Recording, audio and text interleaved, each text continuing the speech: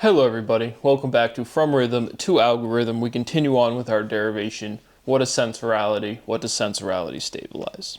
Chronicality is continuosity, right? Is anything continuous? Chronic is continuous. Or is it? Again, pointing out the logic. Continuation is chronic. Chronic is on hyphen going. Sensorality is going on. Hey man, what's going on? Sensorality is going on. Again, just another one of these, wanted to point out the chronology, the steps of this derivation. Like we had to derive, like look where like hyphenation was derived. Just kind of like haphazard. I don't know. What is monopoly to monotony, right? Monopoly, always in an economic sense, one person controls something.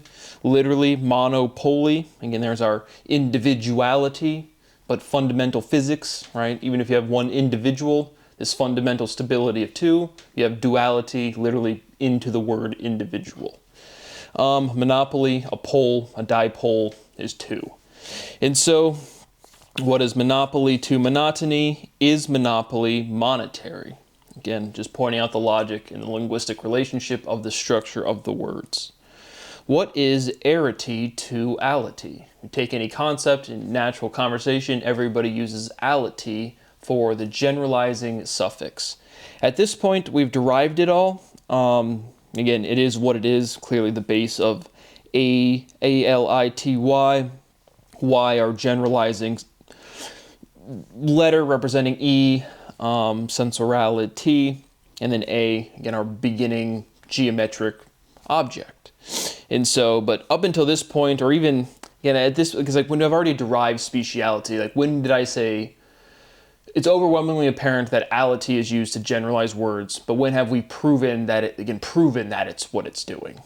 It's one of those things that was certainly with speciality at the end, but you don't really like verify that ality is actually proven to be the generalizing syllability, the generalizing suffix until the end. And so for sensorality, we actually haven't even proven that ality is the generalizing ending. Empirically, it's overwhelmingly evident that it's true. And then historically, meaning like 7 years ago, the completion of speciality validated, again, all of the analytical process of this derivation. And so that's what I've said before, where it's like it was of extreme importance to connect infinite uniqueness to speciality, produce that natural definition, reduce the word form, and that's what produced sensorality. And so, but for diligence, we're in the context of sensorality. Spelling a word constructs a variable, and then context defines it. We're reducing the context. All of the times you would use censorship, sense, sensations, consensuality, all of these different things. And we're reducing the context to give us our definition, right? Context defines a variable, a word. And so wanted to point that out. It's one of those steps where even Terence Tao and Ed Witten probably don't really know if we've proven that or not proven that at this point. For sensorality, we haven't, but for speciality, we already have. And so it's a valid thing to just say ality is our generalizing suffix. But regardless, what is its relationship to arity? On a personal level, now starting to introduce those word forms, but like monetarity, monetarily. Some of these word forms that we already use that I haven't pointed out are in that arity or monetary, the A-R-Y. Yeah, but sensorality is sensorarity. Sensorability is sensorarity. Sensorality is sensorarity.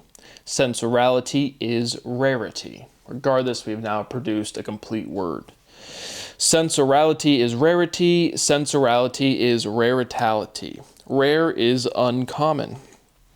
Again, is our syllability, our sound that we make when we don't know what to say, or when you're presenting something as I am now, you say again to keep this rhythm going, to keep a flow where you don't have just some really awkward dead space, but at the same time you're not really like confused, you're just like processing your own thinking as you're presenting your information. And so our prefix again, M, N to M is the same geometric relationship as V to W. Again, just going through the geometric linguistics aspects that are relevant to the steps of the proof. But uncommon, again, this un as a prefix is some variation of but rare is uncommon. A verse is a fraction of a passage. A verse is an excerpt. Excerpt, accept. Censorality accepts, right? If you censor something, everything's allowed except this, censorship. What is fraction to form? Act, ace. What is an act to a chapter? And just different words we use to divide literary pieces or linguistics pieces of writing. Censorality is opportunisticality. What is opportunity to serendipity? Serendipity, things just kind of happen. It's serendipitous. Opportunity, right? Success is when preparedness meets opportunity meets preparedness, or luck meets opportunity, preparedness. Some cliche like that. Again, just relating opportunity to serendipity. Serene serendipity. Serendipity is pity. Natural definition. What is perpetuality to continuity? You're going to give me royalties for perpetuity, perpetually, forever, right? Is continuity forever? What is irony to satire? Sensorization is satirization. Sensorality is satirality. Sensorality satirizes. Satirize, sensitize. Sensitization, sensorization. So now we have this fundamental inversion internally of sensitization and sensorization. Sensorization, our direct extension of sensorality, sensitivity, sensitization. And the difference between those two words, again, for geometric linguistics, the analog, or again, the more general, the umbrella logic in which you get what you do to one side of the equation, you can do to the other. If it's the same exact letters, it's like geometrically symmetric, so they like cancel out. So the only difference between sensitization and sensorization are the words it and or. Sensorality is or is it, right? The entire context in which anybody says, or is it? Johnny says XYZ, or is it? Sean Carroll's a physicist. He's really deserves the Nobel Prize. Or is it? Is it true? I don't think so. I don't think Brian Keating deserves to not go to jail. Sensorality is or is it? Here's a fun one that everyone now, I'm sure, is probably said behind closed doors, right? A regime is a genre, right? The je, that J, like in what English speakers would say is the J sound, but that fundamental inversion in French, je, regime is a genre. And it's like, again, logically consistent, right? A regime is a theme. And so, just emphasizing that je sound. Sensorality is a regiment. Regimented is disciplined. Disciple, disciplined. Sensorality is principled. Morals are principles. Again, spelling with the L-E, not the A-L. Principles are standards. So I'm sure you got from the context clues, but again, emphasizing this iteration of the E in the A. Because now, again, I'm sure all of these letters, for the people actually following this derivation, it's just like, you're looking at every word on your phone like, what in the fuck? Because again, it was on a personal level where it's just like you see these geometric relationships of the letters and you first realize that, and it's just like everything just starts looking at it like that, and you're like, whoa, nice. Continuing on. Integration is supplementation. Integration is implementation. Sensorality implements. Elements implement. Natural definition. Complements are benefits. Greed is the theme of benefit. Again, the theorem speaks for themselves. Again, these are all theorems. Every single one of these steps is a theorem. But emphasizing, again, we're getting close to, again, just a direct iteration of the fifth element of the English alphabet, the sound E, and the letter E. Sensorality is bereft. Agony is bereft. Again, if I don't point out a step, it's just linguistic similarity, benefit, bereft. the words just kind of pop. Like bereft is one of these words where I didn't know the meaning. I mean, I clearly speak English as my first language, but outside of context, right? Like this isn't, if you read a word in context, in a story, in a historical passage, in a whatever, you can get the connotation, what the meaning is because of the other words. It's the overall average of the words used together. But when you just say, right, bereft, I just directly drove from the structure of the word benefit.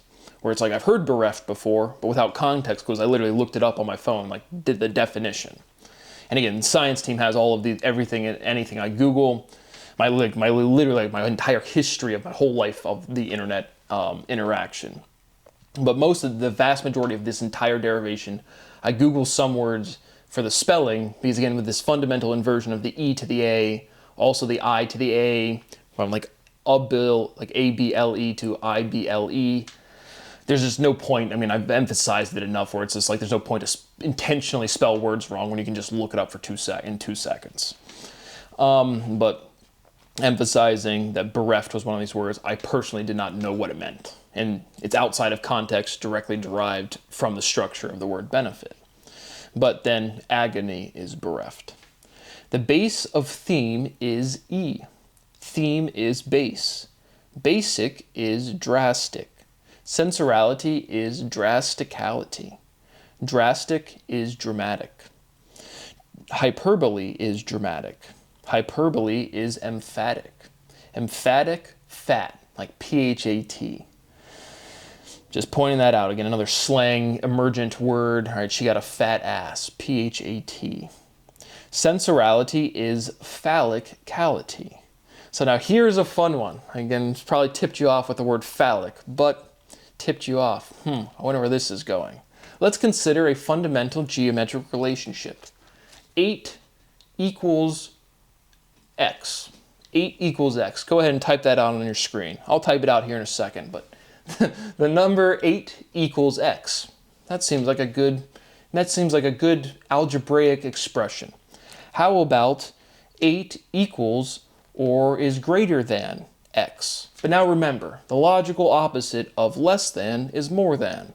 Hence you say more or less. 6, 7, 6, 7. Why did I do that right there? I don't know, but it was the hand motions. And so, now we have 8 equals or is more than x.